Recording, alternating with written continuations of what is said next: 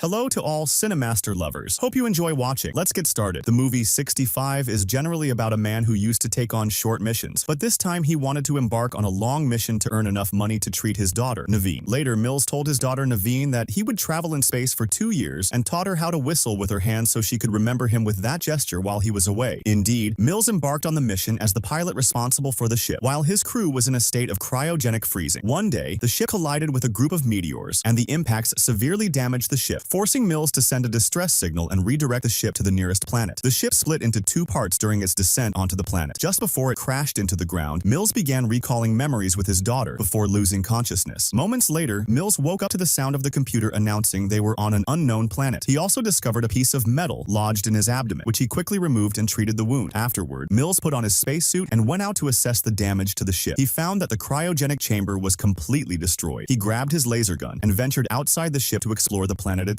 Mills walked on a dangerous, unknown planet surrounded by giant creatures everywhere. After some time, he found the corpses of his crew, all of whom were dead. Mills returned to the ship and discovered that the escape pod was in the other half of the ship that had broken off during the landing. He sent another distress signal, stating he was on an unknown planet. Feeling despair after losing his crew, Mills pointed his gun at himself, intending to end his life. However, memories of Naveen stopped him. To motivate himself, he gathered all the tapes Naveen had sent him and began watching them. Suddenly, the computer informed Mills that one of the cryogenic capsules was still functioning and nearby. Mills went to the capsule and was surprised to find a young girl named Koa inside. Mills noticed large predator footprints and, upon closer inspection, determined he was on Earth 65 million years ago during the time of the dinosaurs. After some time, Mills returned to the ship carrying Koa, deciding to escape the planet to save her. He asked the computer to locate the other half of the ship, but it couldn't pinpoint the exact location. Mills ventured out again to explore and found massive animal bones, indicating the area was extremely dangerous. He also encountered a hot spring, which startled him as it was his first time seeing such a phenomenon. Continuing his exploration, Mills noticed something shiny in the distance. Upon examining it with his equipment, he discovered it was the second half of the ship. He began planning how to reach it. Suddenly, a small dinosaur attacked him. Mills fought with the dinosaur, eventually overpowering and killing it with his gun. Exhausted, he rested but soon heard a sound coming from the forest. When he investigated, he discovered that Koa had left the ship. Mills ran after her to bring her back, but she was scared and kept running until he finally caught up to her. They both fell beside a large dead dinosaur. Suddenly, the nearby trees began shaking, revealing a massive creature approaching them. Mills quickly grabbed Koa and fled with her to the ship. Mills treated the wound Koa had sustained during the fall and tried to explain their situation, but Koa couldn't understand him as she spoke a different language. When Mills attempted to use the ship's computer to translate, he found the translator was broken. He resorted to drawing in the red sand to communicate with her. Mills drew a mountain with the second half of the ship on it, explaining they needed to reach it to escape. Koa also drew, indicating she was searching for her family. To comfort her, Mills lied, saying her family was also on the mountain. Before starting their journey to the mountain, Mills sent another distress signal, mentioning he had found another survivor. Meanwhile, Koa found Naveen's recorded tapes and played them. The tapes revealed that Naveen's illness had worsened a year after her father left. In the first few months of his journey, Naveen sent cheerful messages, expressing pride in her father. Over time, however, she grew angry at his absence during her illness. When Mills saw Koa watching Naveen's recordings, he turned them off and told her they needed to leave immediately. Mills prepared supplies for the journey, and they set off toward the mountain, being cautious not to make noise to avoid attracting predators. After walking for a while, Koa noticed something shiny in the sky but didn't comment. Bored, she began throwing wild berries at Mills. Annoyed, Mills warned her that the berries were poisonous and told her to wash her hands. Later, Xerenia, an insect, landed on Mills's neck. He killed it, but a sticky liquid from the insect got on it. Mills tried to wipe it off on a tree, but the substance was like glue, sticking to part of the tree in his hand. Koa laughed at him, so he playfully threatened to touch her with his sticky hand. Their game was interrupted when a tree branch fell nearby. At that moment, they heard noises coming from a nearby area. When they investigated, they found a small dinosaur trapped in a pit of sticky material. Koa felt sorry for the dinosaur and ran to help it, despite Mills's warnings about the danger. Ignoring him, she continued to assist the dinosaur. Mills eventually joined in, hoping to speed things up so they could leave. Together, they freed the dinosaur, but as soon as it was out, a group of predators attacked and devoured it. Mills pulled Koa away and hid with her, not wanting her to witness the gruesome scene. However, Koa was still upset and cried over losing her new friend. The two continued their journey, stopping at a river to wash their faces and fill their water bottles. Mills was concerned about the wound on his abdomen, but having Koa with him gave him strength, as she reminded him of his daughter, Naveen. I found some beautiful flowers by the river and kept pestering Millsy until I made him put one of them on his head. After a minute, Millsy's device lost signal and couldn't locate the cheese, so Millsy climbed a tree, hoping to strengthen the signal a bit and locate it. But suddenly, a bug landed on Millsy's hand. Millsy threw the bug away, and this sudden movement caused him to fall from the tree. As a result of the fall and the height he fell from, Millsy's shoulder was dislocated. Millsy asked Koa to help him and push his shoulder forcefully until it returned to its natural position. At the same time, a group of of dinosaurs heard the noise, and they headed toward us to attack. As soon as Millsy saw the dinosaurs coming toward us, he encouraged me and leaned on his arm to make it easier for me. Indeed, I managed to fix his shoulder just in time. Millsy quickly grabbed his weapon and started firing at the dinosaurs. The dinosaurs were getting closer to Millsy, so he ordered Koa to flee the area. He used small bombs and threw them at the dinosaurs. Millsy successfully got rid of a large number of dinosaurs, but a few remained and were attacking him. Millsy used his rifle and killed the remaining dinosaurs. Meanwhile, I had escaped to another place and saw a different type of flying dinosaur there. I was terrified of the dinosaurs, so I hid behind another rock. But unfortunately, another dinosaur appeared in front of Koa. Before it could attack Koa, Millsy appeared just in time and killed the dinosaur. What Millsy didn't know was that a third dinosaur was hiding. As soon as it saw an opportunity, it took it and dragged Koa away from Millsy to eat Koa. Millsy ran after the dinosaur to save Koa. When he got close enough, he fired a shot into the air, scaring it off and making it back away from Koa. After what happened, I was terrified of everything and refused to let Millsy come near Koa. Millsy understood my fear and decided to give Koa some time to calm down. When night fell, Millsy started whistling with his hand in the same way he used to whistle for his daughter Navine. His plan worked, and the whistling calmed Koa down a bit. Finally, she decided to continue the journey to the mountain with him. After a long walk, the two of us reached a cave and decided to spend the night there. Millsy placed sensors around the entire area to alert us if any danger approached. He also used his device to look at the sky and discovered something shiny. It turned out to be a meteor heading toward Earth. However, the meteor was small in size, meaning it wouldn't affect or harm us. At that moment, I pulled out one of Nivine's tapes. At first, Millsy was upset with Koa, but he decided to play the tape because seeing Nivine comforted both of us. Millsy tried to sleep several times but couldn't because he kept remembering the day his wife called him to tell him that their daughter Navine had died. Later, Millsy woke up to the sound of the sensors, indicating danger was near. He went to check on Koa. There is a giant bug was inside the mouth of the girl. Millsy used a tool he had with him to kill the bug. He let Koa spit out the rest of the bug to the side. At the same time, the sensors picked up something else, but this time, the alarm was stronger, indicating a greater danger. Indeed, a giant dinosaur entered the cave. Millsy fired at the giant dinosaur several times and escaped with me through a smaller opening in the cave. What they didn't know was that a smaller dinosaur had followed them and entered through the opening with them. After walking for a very long time, Millsy and I reached a dead end. Millsy noticed a small opening in the wall and tried to widen it with his hands. After hours, Millsy could only widen the opening by a few centimeters, which obviously frustrated it. I refused to give up like Millsy did and kept yelling at him to take her to my family. Suddenly, an idea came to his mind. Millsy used the small bombs he had and blew up part of the opening. The opening indeed became slightly larger, allowing Koa to enter and explore it because of my small size. She told Millsy there was an exit on the other side and asked him to follow her. But suddenly, the opening collapsed in front of Millsy, and he lost contact with the girl. At that moment, Millsy heard a strange sound coming from behind him, so he grabbed his rifle, pulled out his device, and started locating the dinosaur. The dinosaur tried to attack Millsy from behind, but Millsy managed to avoid the attack. On the second attempt, the dinosaur reached Millsy, causing him to drop his rifle. The dinosaur dragged Millsy away and bit his arm. Millsy resisted with all his strength until he managed to reach his device, releasing a sonic wave that hurt the dinosaur. Taking advantage of the situation, Millsy grabbed his rifle and killed the dinosaur. Meanwhile, Koa managed to exit the cave, but I was sad because I was alone. I found a large bone that I could use as a weapon. To make the weapon more effective, I poisoned it using toxic wild berries, wrapped it in a tree leaf, and carried it on her shoulder. After a minute, Millsy managed to exit the cave as well and saw a massive meteor heading toward the planet. Millsy used his device to confirm what he was seeing. As for the small meteor, it was just a broken piece of the larger meteor currently approaching. According to the device, the massive meteor was expected to hit Earth within hours. Its enormous size would destroy all forms of life on the planet. Millsy wasted no time and quickly went to look for Koa. He found Koa when he heard Koa screaming because a dinosaur was attacking Koa. I fled from the dinosaur and hid in a tree trunk. Millsy ran toward Koa at full speed to save her, but unfortunately, he got stuck in quicksand. Millsy kept calling out to Koa for help, but she didn't come to him, and Millsy sank into the quicksand. Koa heard Millsy's voice calling out to Koa, so I gathered my courage and waited until the dinosaur entered the tree trunk. Koa threw the small bombs I had at the dinosaur and quickly ran away from the area. After I killed the dinosaur, Koa went to where Millsy was and used tree branches to successfully rescue him from the quicksand. As soon as Millsy got out of the quicksand, he hugged Koa gently and explained that we needed to leave this place as quickly as possible before the meteor struck the Earth. Indeed, the two of us started running the remaining distance to the mountain. By nightfall, we finally reached its base. Millsy tied a rope around Koa and let Koa climb up first. When I reached a suitable spot,